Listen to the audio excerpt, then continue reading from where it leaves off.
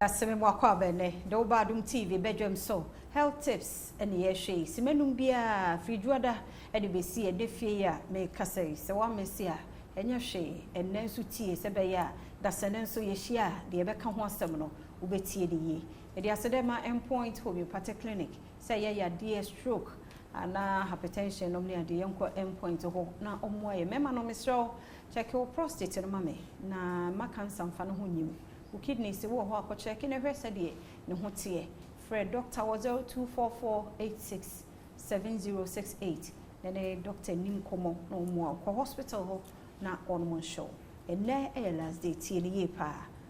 ora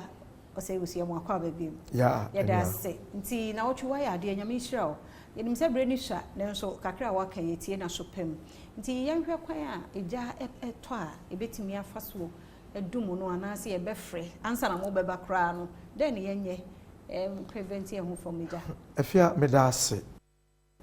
ene de se obi antie kra ene de se obomodi na uti empepi eja eto ye fie mu a ne ye dwane eja ho mepese mekase eja bia ehase kete na anyi atretre na juma esese edi no edi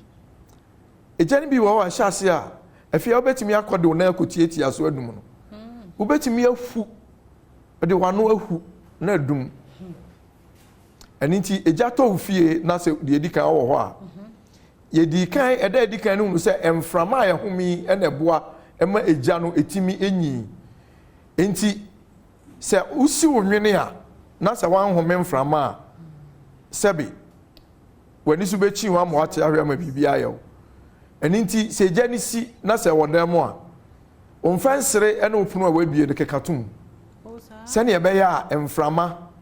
endi kan kodam ho eyesa eja no entimi entretre omu waso ye setan be na wo bedwene kura tutum puma mu ne ade chese eninti na sesa wo ma wadwen eba entretre yi so ya tusu biom wo kotokuo koko kotokuo no me pa cho anya nylon kotokuo no koko kotokuo no fagu ensuo mu na menfo kakra na ade na ehye no fa kata so nyina sane be ya mframa bi anko ebedum se woni bi na ya ade a esija so ene no na eja na tomu a pe chance tire no na fa kata so sane be ya mframa nkom eja no ebedum kama afei yewo enuru aguntuwa mu a yedi dumuja eno da foforo ye beka ho asem poto kasam omoka na extinguishers no ye beka ho asem ni nyina mu no ma wani nko ho se eja no wudum no wanum no wo befre odumja aduma yefo wo behwa no na ebinum akofa tetefu number bi a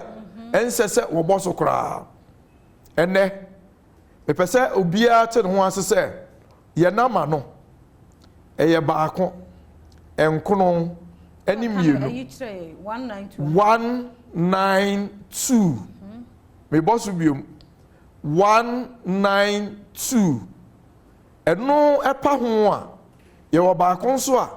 eye 112 enti mienu yi umuka ase churogu ho wasaso churogu ho opiam churogu ho wo frɛ yen ya na kire yen baabi potin a wo fie no anase baabi a eja no wo no emoso se kaneshi so ebi a kaneshi dance bar enchen ho